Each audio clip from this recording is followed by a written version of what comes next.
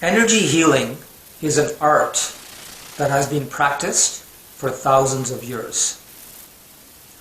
It's a holistic art that was used in the past by many different communities, different traditions, different cultures, different countries, and different languages have used one form of energy healing or another.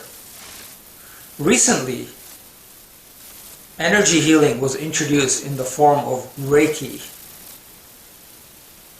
Dr. Usui reintroduced the principles of energy healing in the form of Reiki. The word Reiki is an interesting name. It basically breaks down into two parts. Rei, meaning universal, and Ki, life force energy.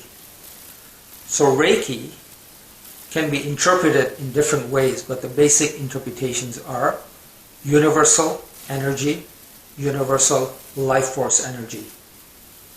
There are other names, other interpretations, and other meanings of Reiki as well. It can mean God's wisdom. It can mean mysterious atmosphere. The word Reiki is a Japanese word. It's not that different from other cultures and traditions that are trying to define the universe, the divine, or even God. The word Brahman in the Vedas, or even Narayan or Vishnu, which is referring to the Lord or to the divine or God, something that cannot be described by words, something that has no shape, color, or form. Even the word Allah, which is mentioned in Islam, in Arabic, it's very difficult to define what it means exactly, but it's referring to the higher power, to the divine, our Creator.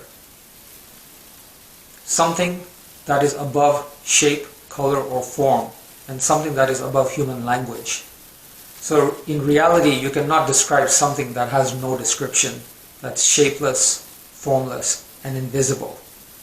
But on the other hand, it doesn't matter what name you call it by. It's what it represents. It's what it stands for. So the words universal energy, the words universal light, creative energy, we can use any one of these words. I've been practicing Reiki and energy healing for over 20 years now. And it started off by learning Reiki. There was level 1, level 2, and level 3. Eventually, I combined that with the concepts of meditation in your energy body, your chakras. And we came up with a system called Inner Awakening Meditation and Healing Program, which has two fundamental aspects to it. Meditation is the first part, and then healing is the second part. And the concept or the idea behind that is that the higher you can raise your own vibration, the better healer you can become. The higher your frequency, moving from physical, emotional, mental to spiritual, the greater your vibration and the more open you are from the inside, the more you can channel the universal energy. So the concept behind Reiki and energy healing is to tap into the universal energy around us, God's energy, tap into that energy, and let that energy flow into you as a vessel, and then you can use this energy to heal yourself, your family members, your pets. You can send this healing energy to the souls of your loved ones, your great-grandfather or your family members or your friends, and they would like to receive this energy too. In some ways, or in many ways, it's an art and it's scientifically proven. When we do healing on others, we end up getting wonderful testimonials, quite often life-changing testimonials. And the purpose or the key behind an energy healing is to balance you on all levels: physical, emotional, mental, and spiritual. Sometimes there can be miraculous results, but the idea is not just to create physical miracles or to heal physical illnesses, but it's to heal you emotionally, mentally, and more than that, to help you to get in touch with your spirit.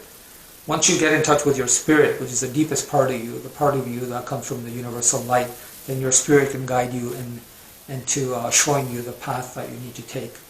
But universal energy is very powerful. So essentially, with universal energy and Reiki, You are first taught to meditate, to let go of your thoughts, to let go of your mind, to let go of your emotions, empty yourself. Try to become with the highest frequency within you, which is your spirit. And once you raise your vibration, then you start the art of healing, and you invite the universal energy to become a part of your healing. And you try to become one with that universal light. So energy healing and Reiki is not a physical art. It's more of an esoteric art. It's more spiritual. One of the names of Reiki is also God's wisdom or spiritual wisdom. So it's an art, but it's more of an esoteric art. Healings can be a lot more powerful than prayers. Prayers are wonderful too. They've been prescribed by enlightened masters, of course. There's a lot of truth behind it. But you could have 1,000 people praying on the one end of the scale, and you can have one person, a good healer who knows how to do healing. That one person, the healing can outweigh 1,000, the prayers of 1,000 people. The 1,000 people that are praying, there's a lot of factors. Your faith, your trust, your purity, your energy, how well you're connecting with the divine. So different people are at different levels of spirituality when they're praying. So not everybody's level of prayer is very high. But if you want to compare prayers and healing, prayers are done through the mind. Essentially, you're talking or communicating with the divine, asking them to do this, this, and this, or asking for help or support or guidance.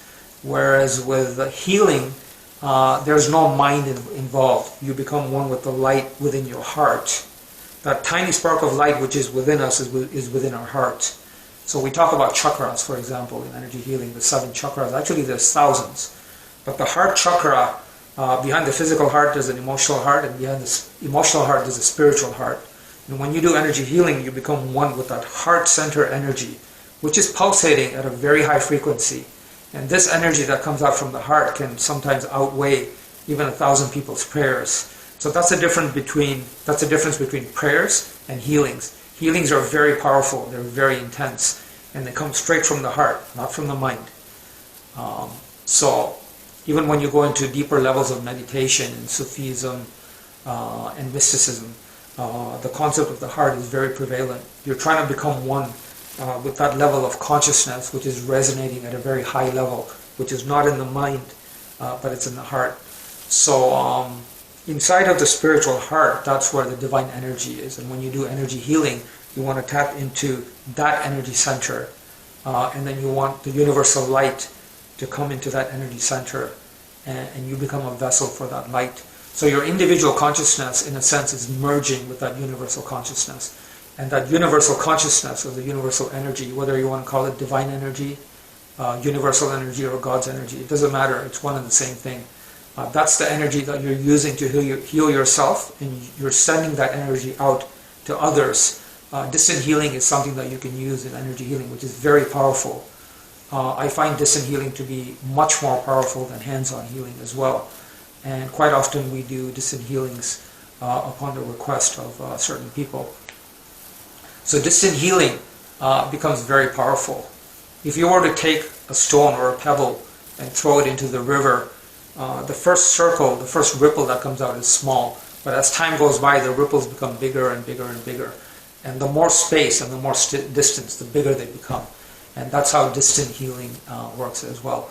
But all in all, energy healing and Reiki is a spiritual art, it's a very pure art, and it's a very sacred art. And different traditions over the course of history have referred to this with different words, different ideas, perhaps even different concepts. But the essence is one and the same.